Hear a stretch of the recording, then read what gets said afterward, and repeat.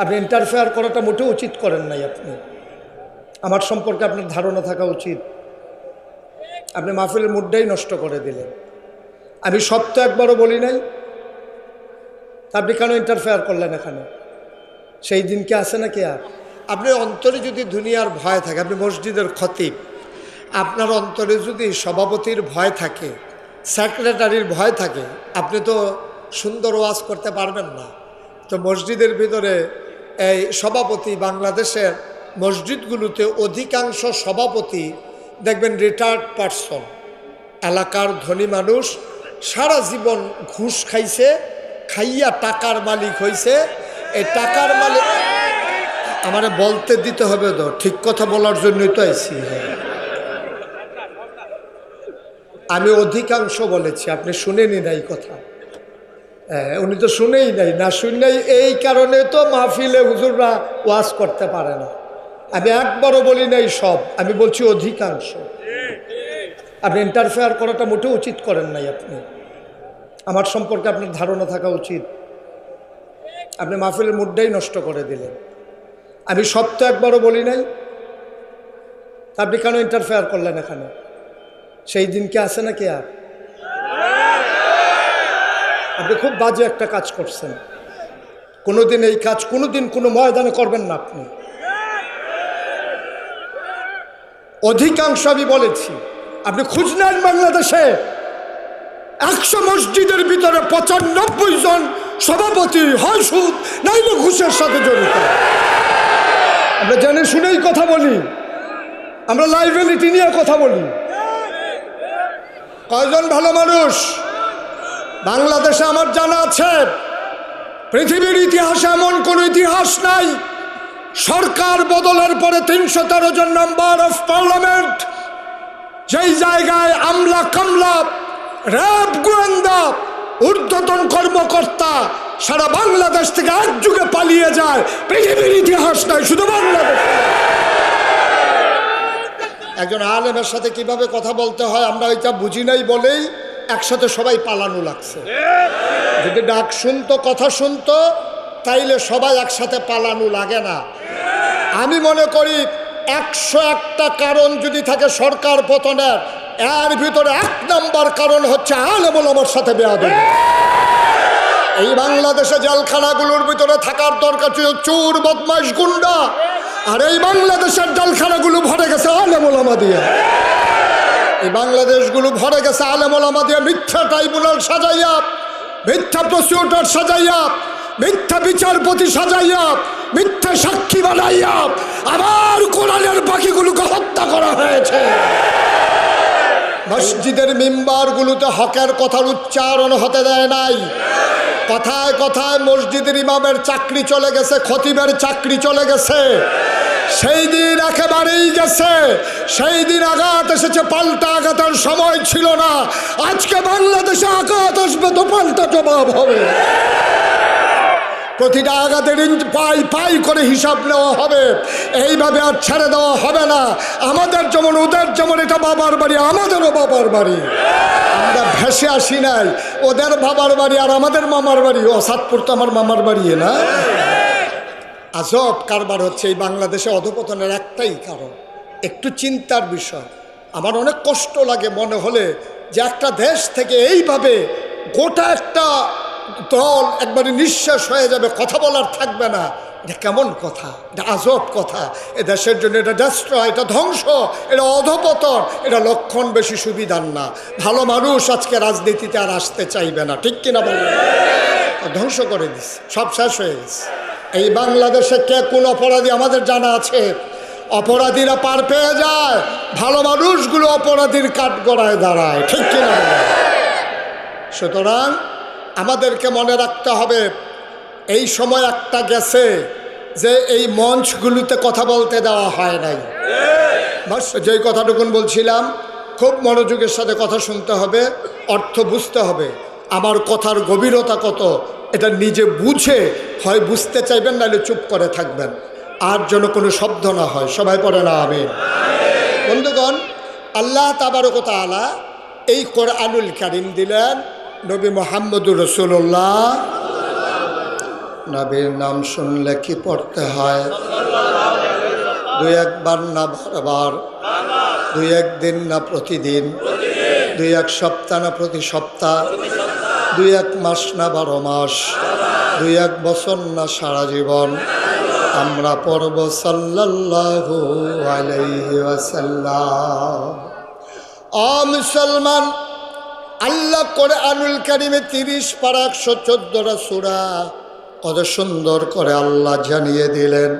আল্লাহ সুন্দর করে বলে দিলেন, ইয়া আইয়ুহান নবী, হে নবী, আত্তাকিল্লাহ, আপনি ভয় পাবেন কেবলমাত্র শুধুমাত্র একমাত্র আমার আল্লাহকে, ঠিক কিনা?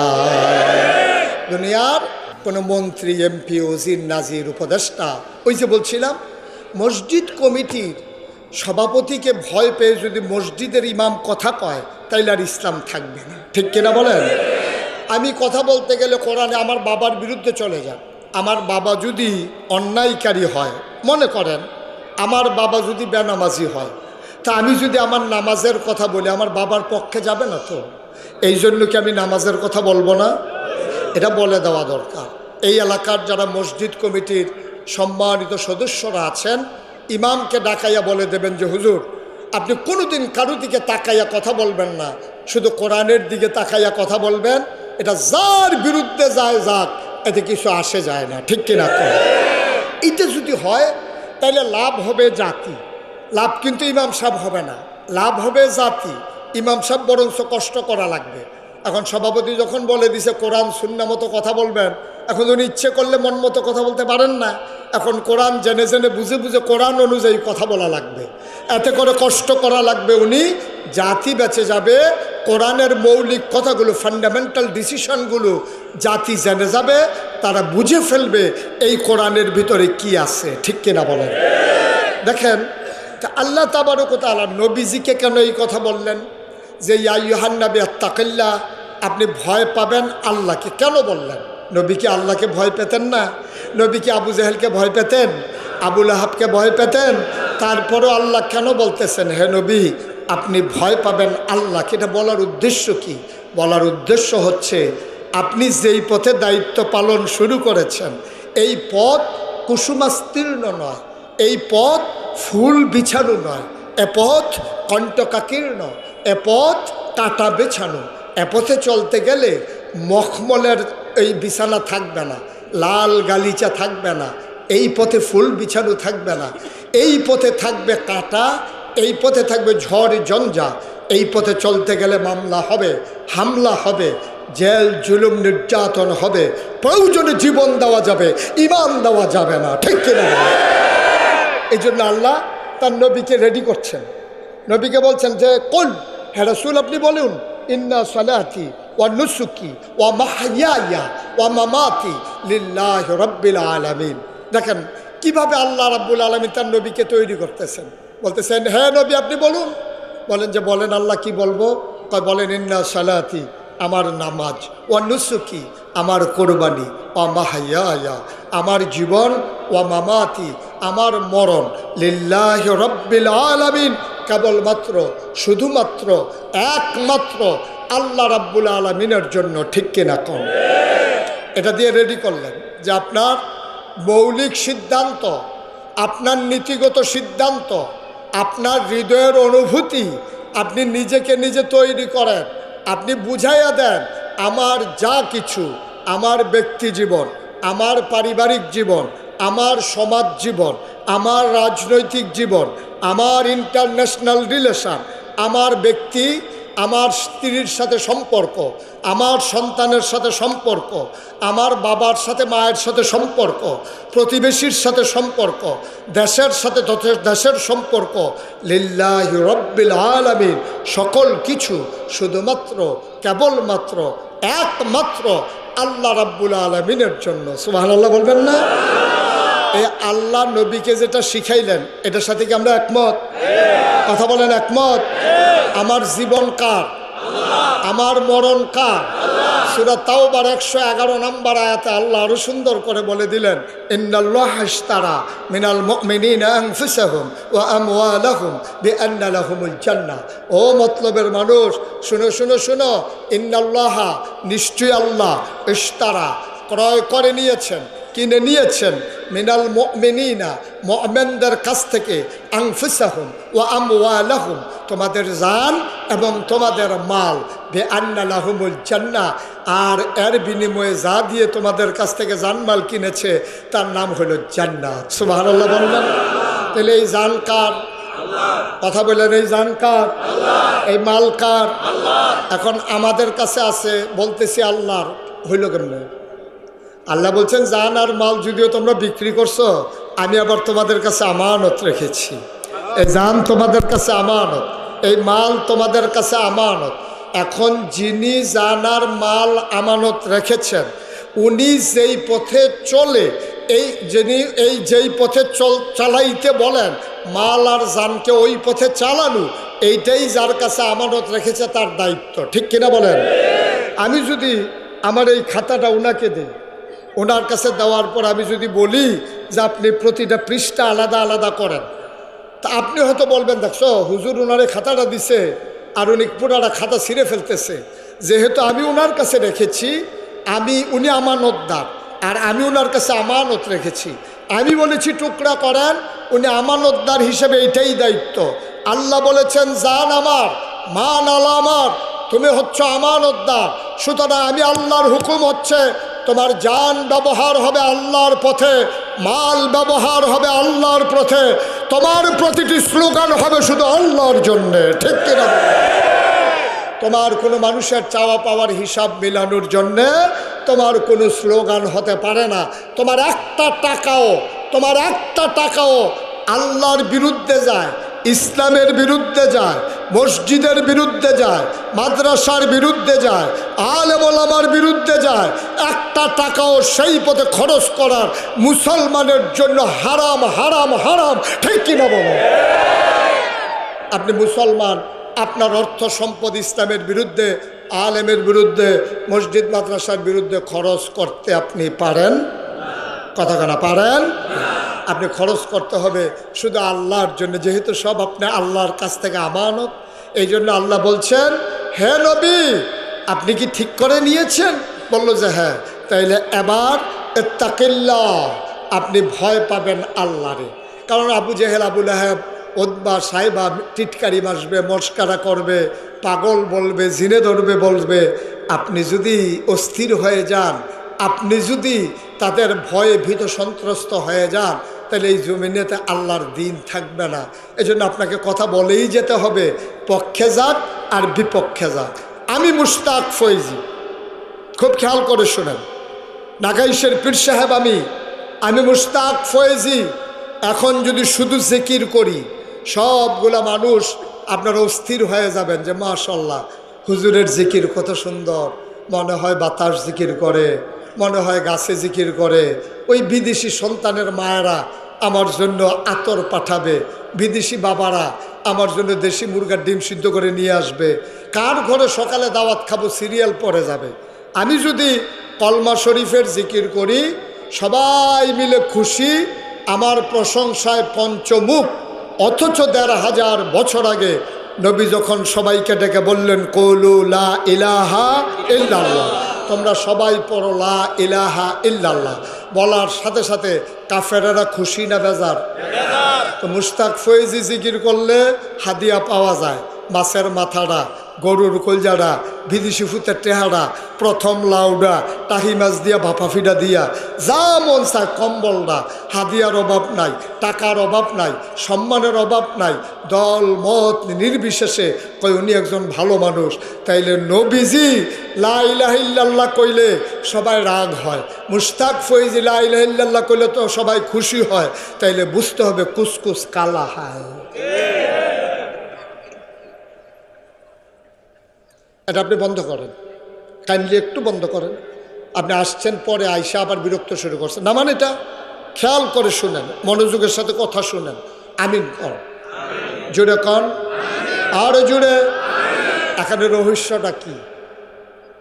আমি লা ইলাহা ইল্লাল্লাহ বললে সবাই খুশি হয়। আমাদের দেশে পীর মাশায়েখরা যখন জিকির করে সবাই খুশি হয়, কিন্তু এই নবীজি বলার কারণে সবাই রাগ হয়। কারণটা কি? শুধু কি রাগ হয়? আবু জেহেল নবীরে মারতে যায়, বারবার মারতে যায়, 2-3 জন ধৈর্য রাখে, তারপর আবু জেহেল যায়। আমি ওইখানে থাকলে বলতাম, ভাই ছাইড়া দাও, ছাইড়া দাও, 1-2টা দিয়া 2-3টা খাইয়াই হোক, দেখবা ঠিক হয়ে যাবো। আমাদের দেশে যখন দরুন্ডা থাকে তখন দেখবেন ঝগড়া জমে বেশি, আর দরুন্ডাটা যদি বেরিয়ে হইতে হয় ঝগড়া কার কারণ বেরিয়ে হইতে ধরছে তো। আমাদের দেশে দরুন্ডা থাকলে ঝগড়া জমে বেশি। আমি কই ধরার দরকার কি, ছাইড়া দেন, হাতে 2টা দেখতে 2টা দেখ, খাইয়া বুঝা লোক খানা কি জিনিস দেখবেন, ফলে ধাক্কাইয়াও ফাটাইতে পারবেন না।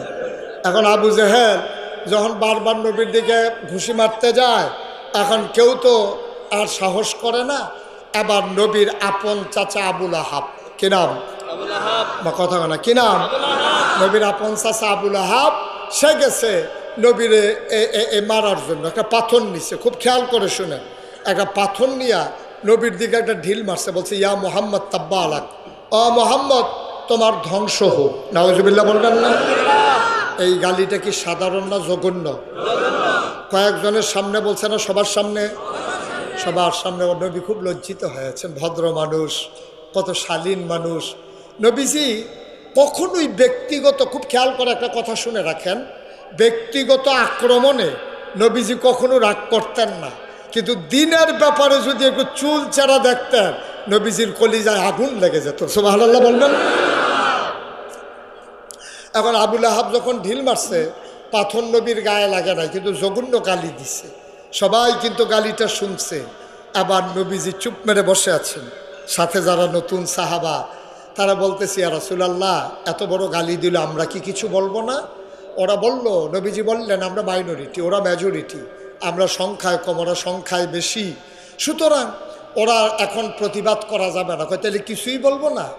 নবীজি বললেন, কে বলে কিছু বলবো না? যা বলার বলে দিয়েছি, যেখানে বলার সেখানেই বলে দিয়েছি। সুবহানাল্লাহ বলবেন। ওই দরবারটা কার? এটা কি থানা, নিম্ন আদালত, জজ court, high court, supreme court, appeal বিভাগ? এই আদালত আহকামুল হাকিমিন, তিনি হচ্ছেন বিচারকের উপরে বিচারক। সুবহানাল্লাহ বলবেন না? ওই জায়গায় বিচার দিলে পাওয়া যায় নাকি যায় না? কথা কেন যায় নাকি যায় না? তবে একটু দেরি হয় আর কি, 15 বছর লাগে।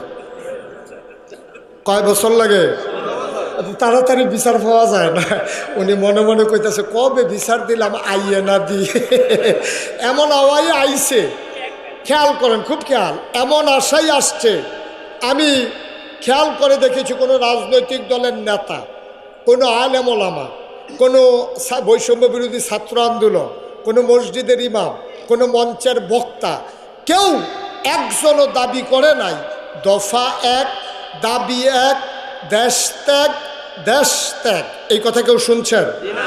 সবাই কি বলছে? দফা 1, দাবি 1, পদত্যাগ, পদত্যাগ। আল্লাহর ফায়সালা দেখেন, একটা মানুষের মাথায় কিন্তু দেশ ত্যাগ আসে নাই, একটা লোক বলেও নাই, কিন্তু আল্লাহ কয় যেই পাপ বাতি হইছে এটাতে পদত্যাগে হবে না। দফা 1, দাবি 1, তোমরা বলো পদত্যাগ, পদত্যাগ, আর আল্লাহ বলে দেশ ত্যাগ। ঠিক কিনা বলে? একজন লোকও কিন্তু বলে নাই, কেউ চিন্তায় আসে নাই যে দেশ ত্যাগ করতে হবে। এই ফায়সালা কার? কথা বলা কার? তাহলে বুঝে গেল বিচার দিলে পাওয়া যায় নাকি যায় না?